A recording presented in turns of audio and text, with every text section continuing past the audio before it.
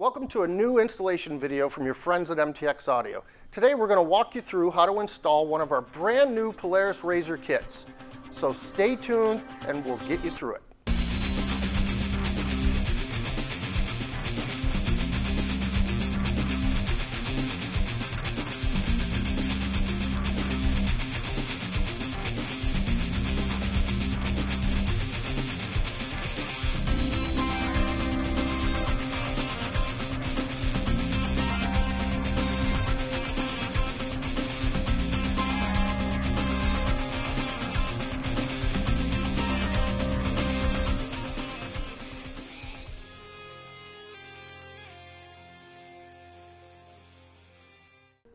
In this video, we're going to show you how to install our THUNDER5 kit on this 2019 Polaris RZR I have behind me. Now this kit may look intimidating, but it's super simple to go in. It comes with everything you need: your radio, your dash kit, your two amplifiers, the monoblock and the 4-channel, its mounting hardware, your rear speakers, your front speakers and mounting bracket, your wire harness, and your high output subwoofer. So let's go ahead and get started on putting this thing in. You do this by turning the two plastic claps, one on each side, and slide the hood back towards you. What this allows is access to the distribution block underneath the hood that we'll need later. Next, we're going to move to the center of the dash and remove the two plastic rivets that hold your upper pocket in. In order to take the dash off, it's 4 T40 Torx bolts, 2 on each side. Once you remove them, the rest of the dash just simply clips off by pulling up and out. Now that we've removed the upper part of the dashboard, we're going to remove the T40 on the back of the pocket and then slide it out of the front of the dash. Now that we've got the pocket out of the dash, we're going to go ahead and start the assembly of our dash kit. Align the radio with the 4 threaded studs in the back of the kit. Snap the radio into place until it sits flush on the front. Next, secure with the supplied 5.5mm nuts.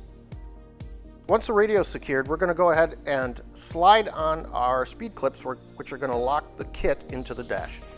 You may notice a difference in these two pockets that I have here.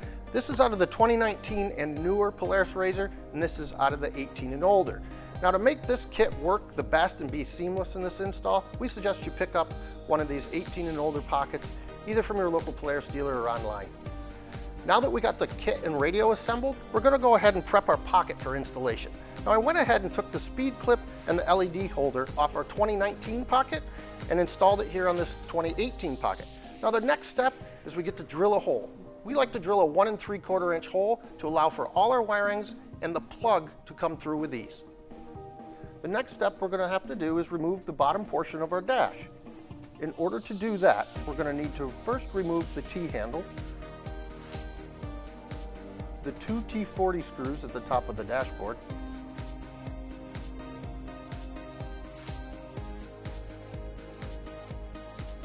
unclip the left and right hand side, pulling the dash towards you. Unclip all your switches.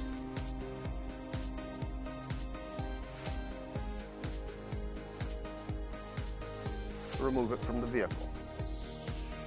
Now, with the lower dash removed from the vehicle, we have access to the upper pocket, which we're going to also remove by removing the 2 plastic rivets and pulling up and back on the pocket. Now that we have the whole front end of the vehicle cleared, let's go ahead and remove the seats. To do this, we're going to release it from the rear using the factory clip, lean it slightly forward, and slide it back. This is going to work the same on all 4 seats.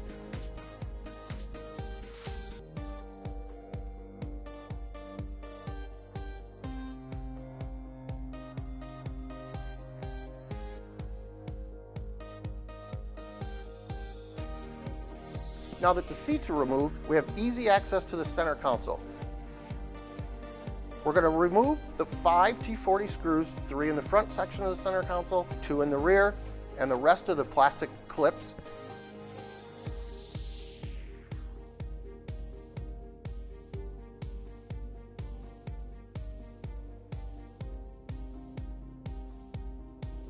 and pull this straight up, feeding the seatbelt gaskets and the shifter gasket back down through.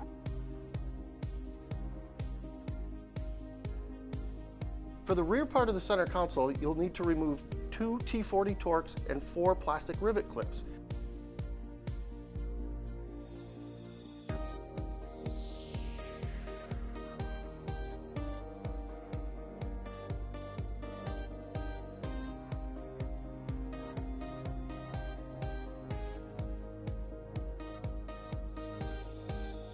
Keep in mind that in the rear center console there is a 12-volt outlet that you will need to take care and unplug before pulling it out of the vehicle. Okay, now that we've got our vehicle disassembled, we're going to go ahead and prep our sub box for installation. But first I want to go over a couple real cool features on this all new enclosure. First, you may notice this is completely different than our previous design. We've gotten rid of the inboard amplifier and gone to an outboard, more powerful amplifier. We've added a new 10-inch subwoofer that's more powerful and can handle the newfound power. It also includes a ported or sealed enclosure. You can remove it and make it ported, or simply attach it and make it sealed. Now this is something you'd want to keep in the vehicle in case you think you're going to submerge the vehicle or ride in some really deep waters, or maybe you just don't like the sound of a ported box. Some people prefer a sealed box. So you have the options as you ride. Also, you'll see we've added a new thicker foam all the way around all the contact points of the subwoofer enclosure. So when this is installed, it compresses against the vehicle to eliminate as many rattles as possible. Third, this little plate, which doesn't seem like much, is an installer's best friend. You can set this enclosure in place, simply slide it across, the enclosure will hang there while you go eat lunch, go get a different tool, it won't fall out. This array of bolts, this is to allow us to fit all the way back to a 14 to the current model, no matter what XP you have. So now that we've gone through some of the features, first step we got to do is get in the vehicle, remove the old sub box, and get this monster installed. To remove the existing glove box, you're simply going to remove the 2 10mm bolts in the top center just below the T-handle bracket.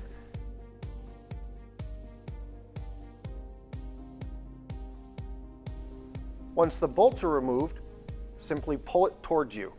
We need to remove one bolt from the firewall. It's located directly above the passenger side left footrest. When prepping the subwoofer enclosure for installation, use the larger of the 2 brackets supplied. Insert the bracket into the recess on the top of the subwoofer enclosure. Using a 10mm bolt, insert it into the slot on the subwoofer side of the enclosure. Hand tighten, allowing the bracket to still slide. To install the subwoofer box, insert the enclosure underneath the T-handle grab bar, push firmly upward and against the back wall. Slide the bracket over, insert a second 10mm bolt in the center slot of the bracket.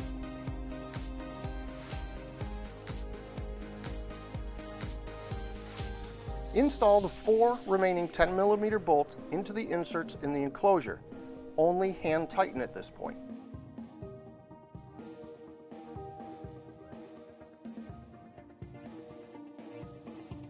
You're going to insert the lower screw into the hole where you removed the initial T40 from over the left footrest on the passenger side. Tighten it all the way down. Return to the top of the enclosure and tighten all your hardware. All right, we're ready to install our amplifiers into the vehicle. When you get this kit, it comes with all the supplied brackets you need. Everything from the 14 to the 18 model, the 19 on up. In this particular case, we're doing a 2019 XP here, so we're going to use our new stack system. Basically, it's 2 pieces that stack together to allow you to install 2 amplifiers. Now this vehicle, we're going to hang this up underneath the steering column. It keeps it out of the way of all the computers you'll find underneath the dash, the power steering, and everything else. I'm going to go ahead and assemble this on the bench, which is what I suggest you do, and along the way, I'm going to place the amplifiers in a certain way that will allow you to tune this vehicle when the amplifier rack is installed.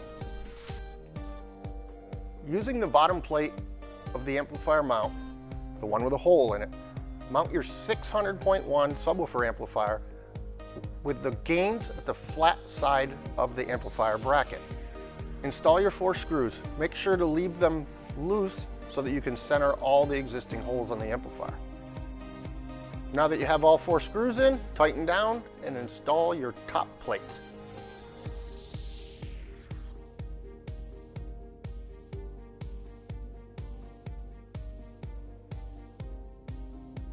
Work your way around the top plate, tightening all 4 screws down.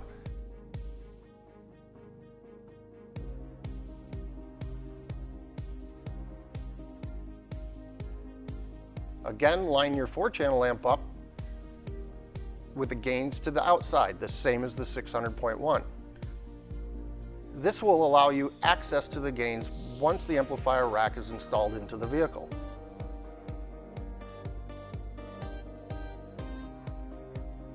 Loosely install all 4 screws into the upper amp rack.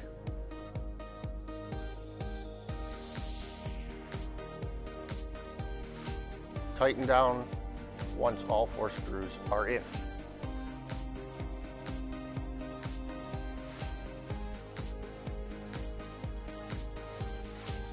Okay, prior to putting the amplifiers in the vehicle, we want to do a quick set on our gains. I'll give you what we suggest, and you can fine-tune it once it's in there to your listening. We want to make sure our input level is on low. The gain on 5/8 to 3/4, we don't use any bass boost. Set your low pass frequency to approximately 80 Hertz. Moving to the 4-channel amplifier, the crossover should be set at 80. On the front level should be about 5/8. The rear level should be about 5/8. And again, the rear crossover on high. All right, now that we've got our amp rack assembled, I want to go over a few pointers to help you get this in the vehicle without any trouble. Remember, this thing is going to mount in the vehicle what we call upside down. So, for reference, this notch in the bottom amp rack here, this is going to go towards the firewall on the left-hand side of the steering column. Now, the steering column will ride right in between here, and your hardware will bolt through there. This allows the gains to be accessible from the left-hand side underneath the dashboard, and it will also direct all your wires to the center of the vehicle for easy plugging into the rest of the harness. So now that you know that, let's go put it in the vehicle. To prep the vehicle for amplifier installation, we're going to remove the 2 10mm screws from either side of the fuse box and push that out of the way.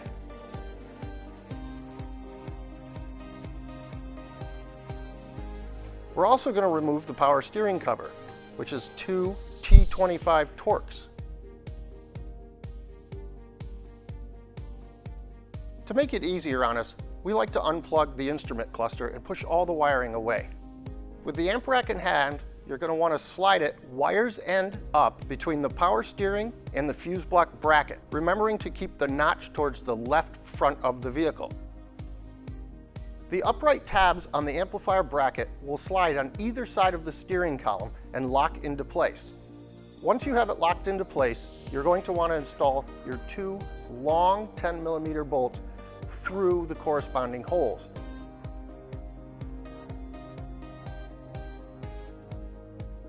Tighten down, and it's installed.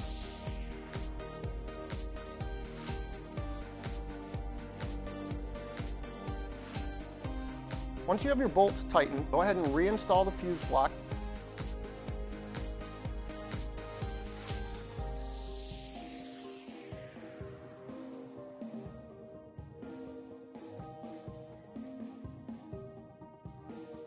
The power steering cover.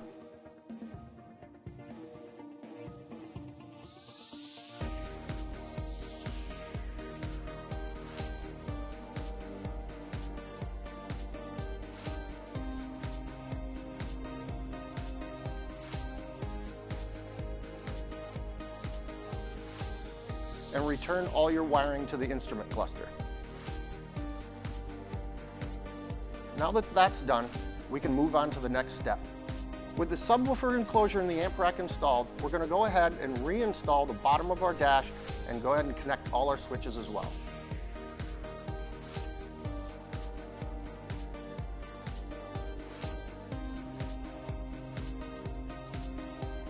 All right, now we're ready to go ahead and install our kick panels. But first I want to go over a couple of cool features about these.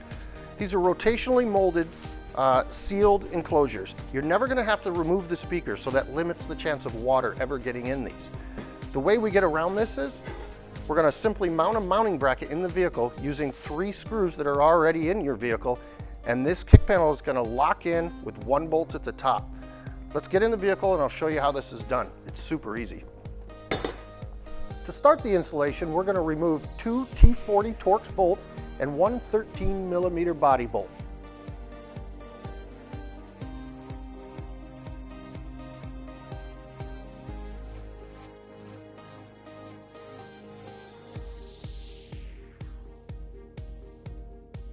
Now that we've got the bolts removed, we're going to align our bracket with the holes that the bolts came out of and return all the hardware we just took out, locking the bracket into the vehicle.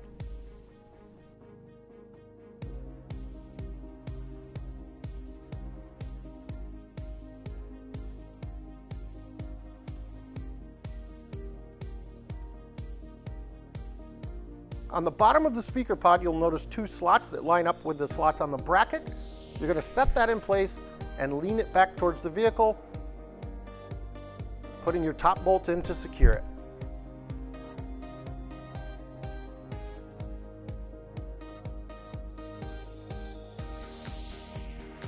Once your pods are secure, go ahead and run your wires up to the center of the vehicle.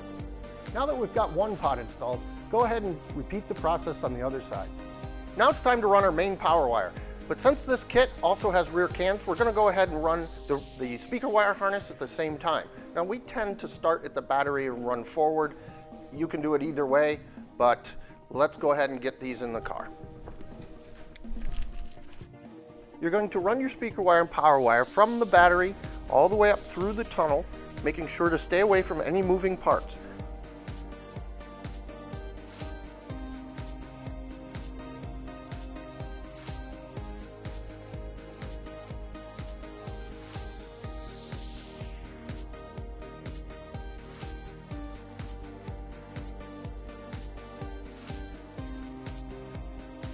We're going to feed it through the front of the tunnel, out up underneath the hood area.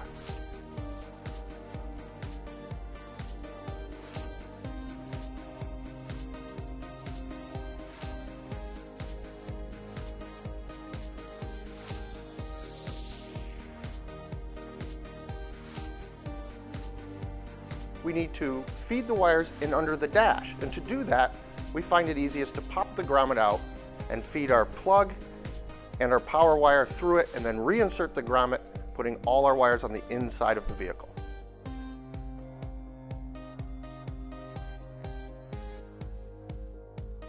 Alright guys, let's take a second to talk about the harnesses we're going to use in this kit. You've seen the radio harness. Obviously you've got power and ground for it. You're going to notice there's some high output plugs here. We're not going to use them in this kit, but for every Thunder kit that we make, it'll be the same harness. You have an RGB connection. Again, we're not going to use that in this kit. Your remote turn on, we are going to use. You also have your amplifier input plug. This is ready to be plugged in. There's nothing to do here. And then we have the amplifier output plug. In this case, we have to add our RGB controller because we want every speaker to be controlled simultaneously. So what I'm going to do is, since our plugs are ready to go, I'm going to go ahead and show you how to hook up your RGB controller. Every one of our Thunder kits is going to come with its own RGB controller. This kit's real simple. It comes with a remote control and your RGB controller pack. Now the ring terminal connection came with your kick panels. You should have gotten this ring terminal and 2 little solder and seal connectors. We're going to need to connect these together. This is really simple to do. You need a simple butane torch or a heat gun. I like playing with fire, so this is what we're using. We're going to go ahead and do that for you and then make our final connections. All right, the first thing we're going to do is we're going to attach this pigtail to our RGB controller module using these solder and seal connectors.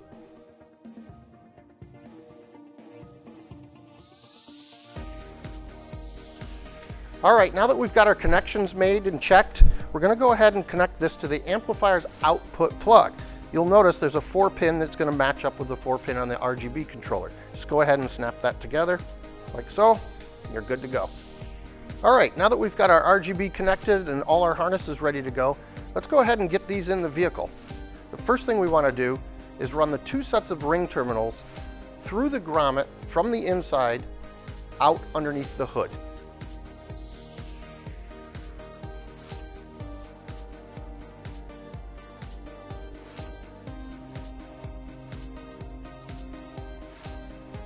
Next, we would want to connect the blue remote wire to both of the amplifiers.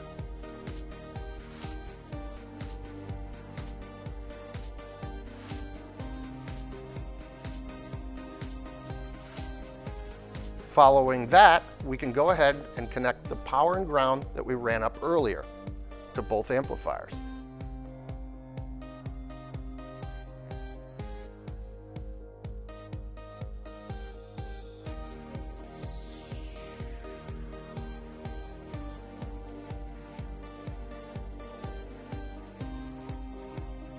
Next, we can connect the amplifier's output to the left and right kick panel speaker plugs.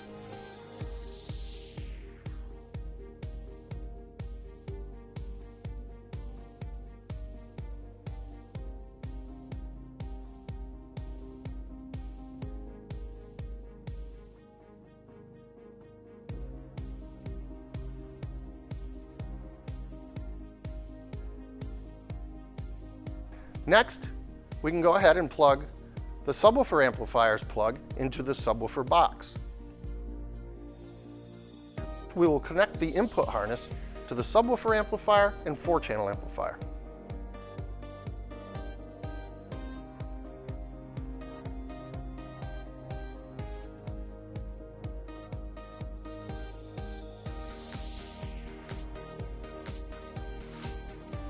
Now we can go ahead and connect our rear speaker connector. Also included in your kit is an external bass control knob. This will allow you to adjust the level of the subwoofer's output to the music you're listening to. We're going to mount the knob in a blank knockout that this vehicle already has. Your EBC will plug into a 3.5mm female that's located with the RCA outputs on the amplifier. With our connections made, now it's time to install the radio. Start by feeding the radio harness and the RCA input to the amplifiers down through the pocket location. Using the pocket, pass the connections through the hole you previously made in the pocket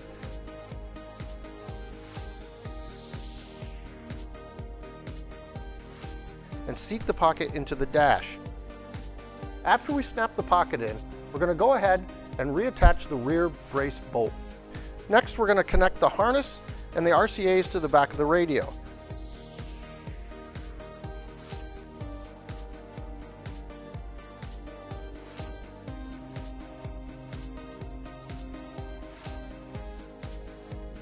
Place the radio in the pocket.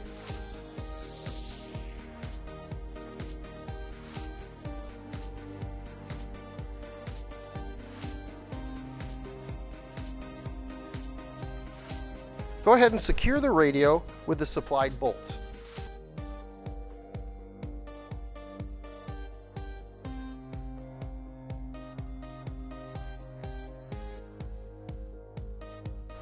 Now it's time to install our rear cans. There are 3 brackets available for this, an 1.5 inches, a 1 3/4, and a 2 inch. For this particular razor, we're going to use a 1 3/4 inch bracket, which is going to mount to the base of the pod. The mounting bracket offers 180 degrees of swivel, so you can mount it every which way you want to face it. The pod itself also comes with a plug-and-play harness already attached to it that we can plug directly into the harness we've already ran in the vehicle. So, with that being said, let's get these installed. First, you're going to determine the mounting of your cans. Once you determine the placement of your can, slide the appropriate size clamp over the bar. Using the long bolt, secure the can to the bracket. Go ahead and tighten your hardware.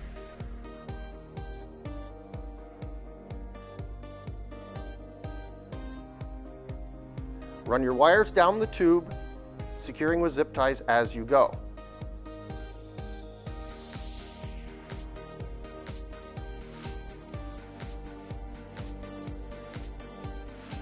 Once you have the first can installed, go ahead and repeat the process on the other side. Route the harness that we ran earlier along the cage assembly, zip tying as you go.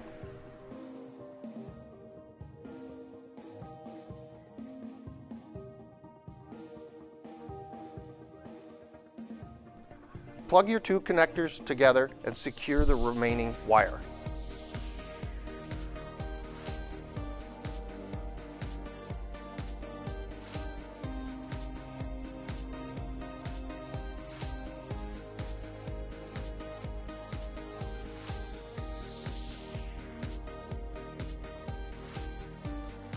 To complete your installation, go ahead and install the badges onto the back of the cans.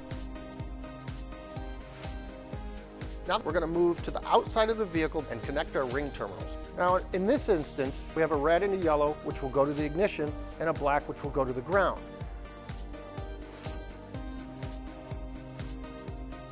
As a side note, if there is no ground cable on your fuse block, you can use one of the brass bolts to the outside of the terminal. After we've connected our ring terminals, we're going to go ahead and make our connections back at the battery.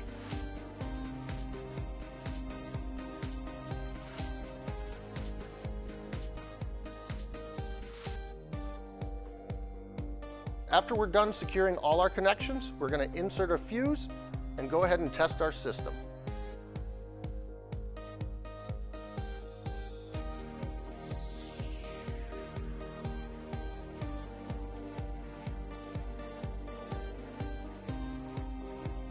With all the functions checked and everything working, let's go ahead and reassemble the vehicle.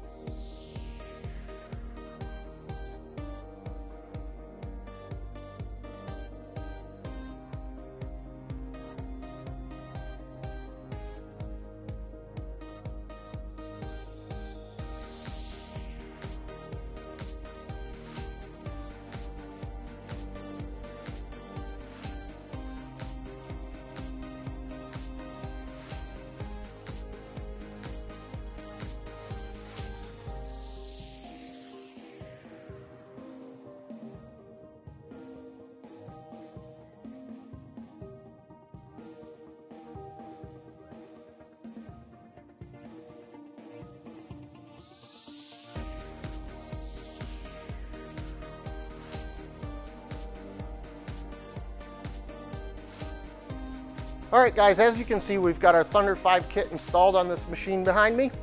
And as always, if you've got any questions or concerns or comments, reach out to us on any of our social media, on Facebook, or call our tech line.